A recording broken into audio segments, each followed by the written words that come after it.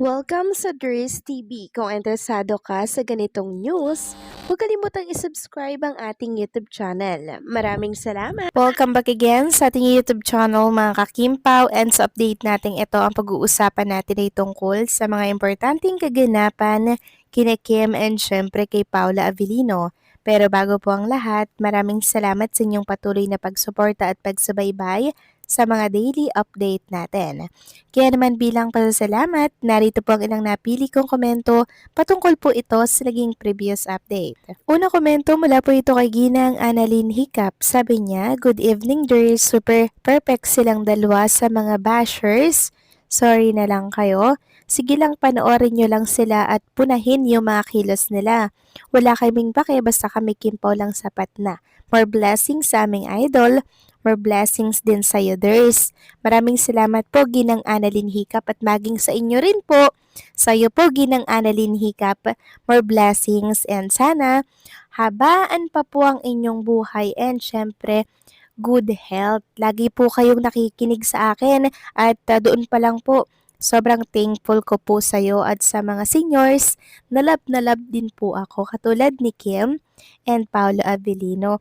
So tama po kayo dyan mga kakimpaw no and Annalyn Hiccup na ito mga bashers na to wala talagang ginagawa kundi tingnan po yung kilos ni Kim Chu, kilos po ni Paolo Avellino, tapos pag meron po silang nakitang kakaiba, gagawa nila ng issue yun.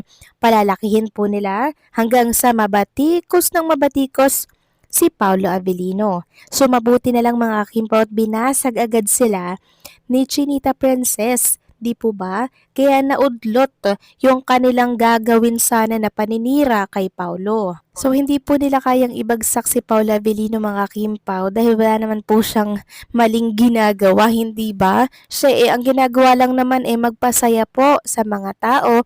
Pero yung iba, parang ayaw tumawa, no? Gusto nila mga ano sila, mga bitter lagi, mga negative lagi yung gusto nila kasi nga po gusto nilang pabagsakin si Paulo.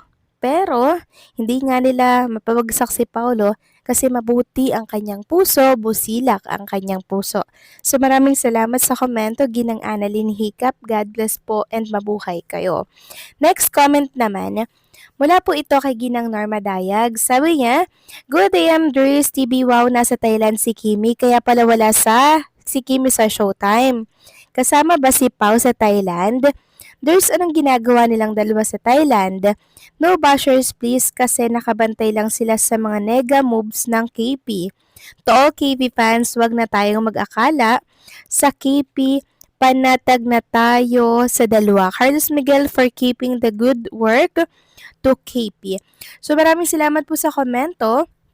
Ginang Norma Dayag. Yes, nasa Thailand po si Chinita Princess. Ang ginagawa niya po doon, nakipag-meeting po siya sa kanyang business partner para po yan sa House of Little Bunny na bag niya mga kakimpaw. Siyempre, pag-uusapan nila doon yung mga ah, plano po nila in the future, yung ikakalago po ng naturang business dito po sa ating bansa. And about naman po sa katanungan nyo kung kasama si Paolo Avellino, ang tangi ko lang pong masasagot at masasabi dyan, yung stylist po ni Paolo Avellino nasa Thailand din mga kakimpaw. Kaya ang tanong dito, bakit andon sa Thailand? Diba ibig sabihin, may Paolo Avellino mga kakimpaw, hindi po ba? So baka po meron din silang gagawing doon photoshoot, sinabay na lamang po itong business meeting ni Kim Chu sa kanyang mga CEO po mga kakimpaw ng House of Little Bunny. So kung magkasama man sila ngayon sa Thailand, di mas maganda mga kakimpaw eh. Sa ngayon, ang alam lang natin ay yung stylist din po ni Paulo nasa Thailand mga kakimpaw. So connect the dot na lang tayo. So maraming salamat sa komento, Ginang Norma Daya. God bless po sa inyo and mag-iingat kayo palagi. So eto na nga, pag-usapan na natin ang mga balita po na nakalap natin sa hapong ito or sa gabing ito. At unahin na nga nating pag-usapan ng tungkol dito sa ganap ni Chinita Princess sa Thailand. So ito ipaplex ko na lamang po sa mga screen po ninyo yung ganap kay Kim Chu kasama po ang mga CEO ng House of Little Bunny. So makikita dyan si Twinkle sa tabi po ni Chinita Princess habang sila po ay nagsiselfie po mga kakimpaw dito.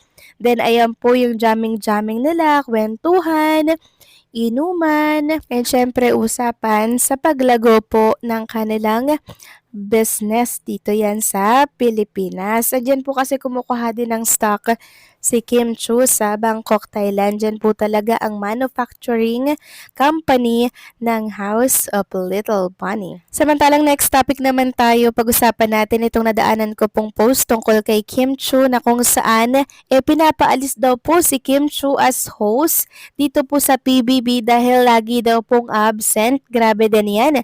So ito po mula sa post ng isang page, Check Bids Out. Sabi dito, dapat alisin si Kim Chu as host.